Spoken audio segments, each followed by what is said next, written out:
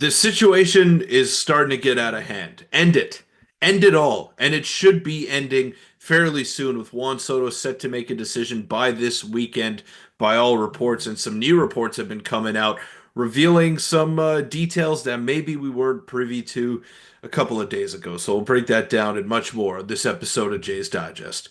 Welcome in, everybody, to Jay's Digest. I'm your host, Peter Vryonis, alongside host Nick Gosse. And before we get into the nuts and bolts of this video, I want to let you know that it is brought to you by Rentals.ca, who are proud supporters of Team Canada. And while they've been supporting our national team defend their home court in international competition, they've also been helping thousands of Canadians find their home floors all across the country, whether you're in Toronto, Vancouver, Montreal, Calgary, Halifax, Winnipeg, Mississauga, Edmonton, Victoria.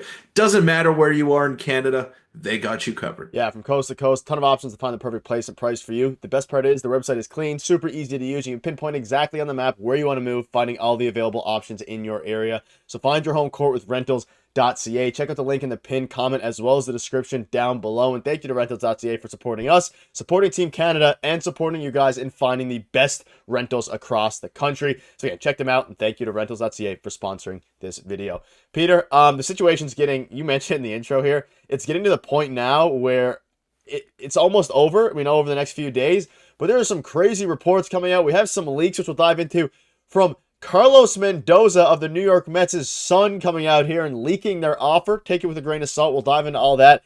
But I want to start here with a report that dropped recently from Ken Rosenthal. And Ken Rosenthal hasn't been on the side of the Toronto Blue Jays, or really all of Canada, this whole offseason. And you can see this here. It says, for 6 months now, I've found the Jays baffling, sold at the deadline, all these different things. Club officials repeatedly have said they plan to compete in 2025, and sources briefed on the Juan Soto discussion say, and this is the important part, the team is making a strong final push for the free agent outfielder. So again, as things are coming to a close here, according to Ken Rosenthal, the first time he's really said this, the Jays are making a strong push to get Juan Soto. And again, we're in the home stretch of it now, probably 3 or so days max until he's signed, until this is all over.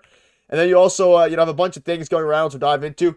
There's reports now from Jeff Passan that dropped as well, saying that at this point, it seems that the contract could go over $750 million over 15 years. Some are even say it could eclipse $800 million. But we have a ton of things to go over, so I just want to get your thoughts on this first.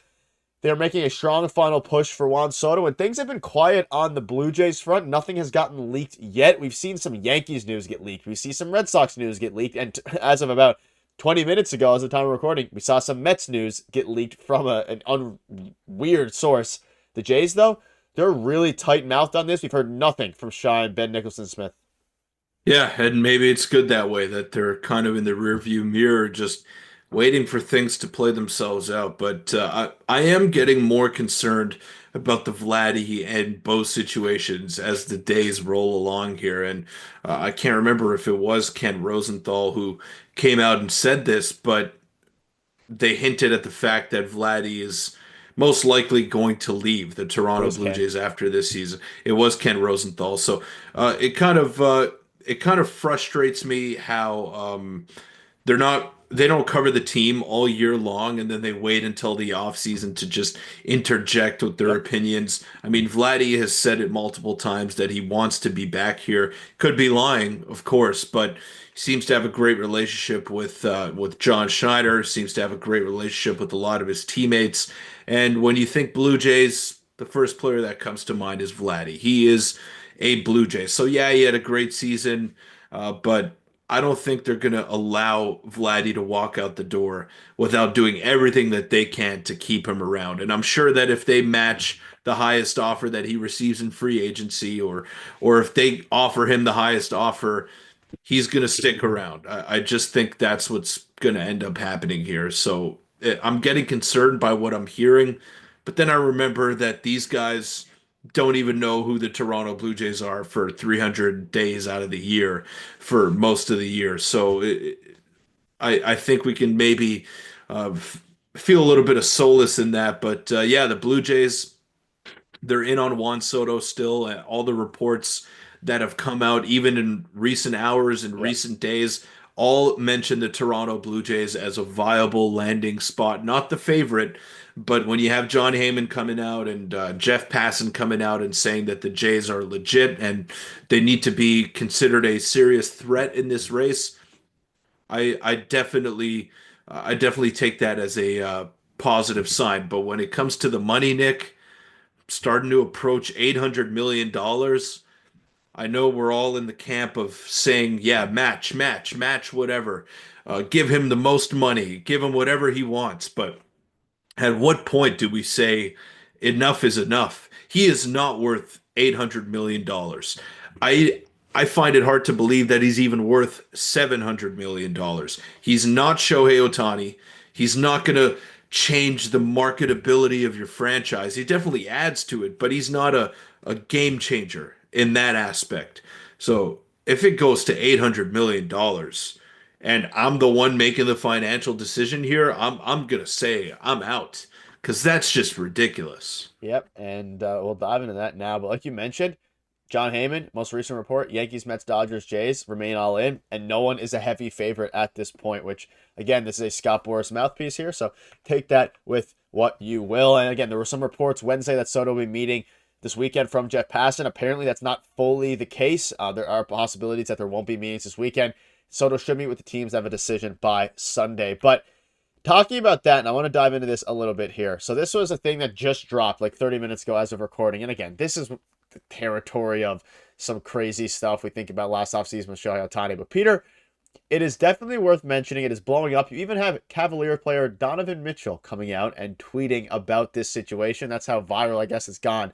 So essentially, if you missed it, on a TikTok, Carlos Mendoza, his son responded to a TikTok about Juan Soto. Someone commented he's going to the going to the Red Sox, and Carlos Mendoza's son responded by saying the offer is 15 years, $700 million. He's not going to the Red Sox, and they did confirm, at least from the TikTok, that it is Carlos Mendoza's son. Obviously, as Andres and Adrian. I'm not exactly sure which one.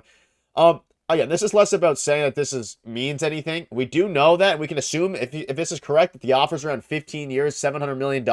I'm seeing some discourse now on Twitter, Peter. If you're Ed Rogers, maybe you can top this offer. I know you're on the on the fence about $700 million, but I could see a world where the Jays top this offer a little bit. It's a little bit not less than I thought. It's still $700 million, but it is over 15 years. If I'm the Jays, I might come back here with 16 years, 730 or 740, and if it gets the job done at this point. Yeah, but there was a report that came out, Nick, that was saying the Yankees would not be able to match the final offer. That's what I read. So everyone submits their offer, it is what it is, and then he makes his decision. They're not going to go back and forth, nickel and diming each other here. So why would the Blue Jays have the opportunity to up their offer if the team that he played for an entire season doesn't have that same luxury? I find that hard to believe. Now, it could be that could be John Heyman just coming out and trying to up the price for the New York Mets or up the price for a specific team. It's weird to me that you won't be able to submit a counter offer. I don't understand that. Aren't you trying to maximize the dollar figure on that contract? But 700 is getting into a danger zone for me. And again, it's not my money. I know all the comments are going to say, "Oh, what do you care? It's not your money." It's not my money. I don't care. And I've been on record saying, in order to give yourself the best chance to sign him, you got to give him the most amount of money. But I think $800 million. We were saying that if you give him 650 or 700, Nick, that you're probably gonna be able to spend in other areas. But if you go to the 800 mark, I find it very hard to believe that you're gonna have an extra $200 million to spend. And last time I checked, Juan Soto isn't eating innings on the mound. He's not a Gold Glover in center field. He's an absolute masher in the middle of your lineup, but that's pretty much all that he provides for you. So I get it. You want this shiny toy for $700 million, but I think we're better suited at looking at 3 or 4 players that can fill that void if you have that much to spend. Yeah, and the thing you're alluding to right here is about the Yankees being given a final chance. Take with that what you will. Take with this what you will as well. 15 years, 700 million. If I'm the Jays, I'd like to think that maybe they go 16 years more if they really want the player.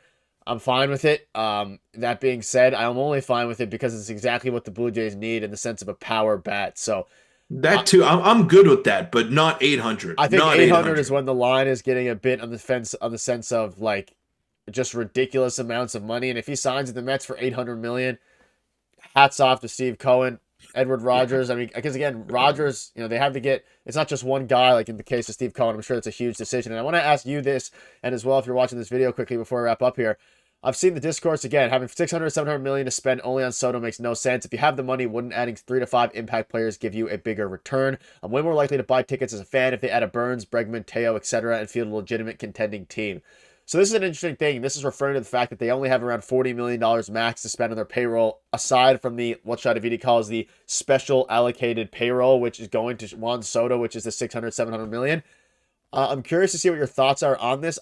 My initial instinct is like, it kind of makes sense. I guess they wouldn't want to be spending $600 million on an array of players year after year after year with a bit more risk, whereas Juan Soto is about the least risky player aside from Shohei Ohtani that you could possibly sign in any offseason. And it's a once in a lifetime generational talent. I guess twice in our lifetime because Shohei Ohtani was a once in our lifetime generational talent. I'm just curious to see what your thoughts are on this here. I've been thinking about it a little bit. I think if they're willing to spend 600, 700 million on Soto, at least be willing to spend half of that on some other players as well and field a competitive team. But there is clearly other reasons. And my initial instinct is just that if they view this as one move that gets them back to contention, gets people in seats, and is a fairly low risk move from a production standpoint, Juan Soto's the guy. He's not a once in a generation player. He's not that level of superstar. Free agent, I guess I should say. Shohei is one of one. Okay, so Shohei is a unique circumstance. I understand having a $700 million budget just for Shohei because you're not just investing in a player. You're not investing in a ball player. You're investing in a guy that is going to turn around the optics of your franchise, kind of like it did with the Los Angeles Dodgers. This was a team that was already raking in a ton of cash year after year. But Ohtani came there officially, like over the course of his contract, he made $70 million last year. I know it's deferred, but for the sake of argument, let's say he's getting paid $70 million a year for 10 years. That's what it evens out to. He generated $130 million of revenue for the Los Angeles Dodgers. Why? Because 45% of the Japanese population is waking up at 8 in the morning to watch him play against the San Diego Padres in the NLDS because he is the most popular player in the game of baseball. I understand having an allocated budget if that guy becomes available, who is a true once in a generation player.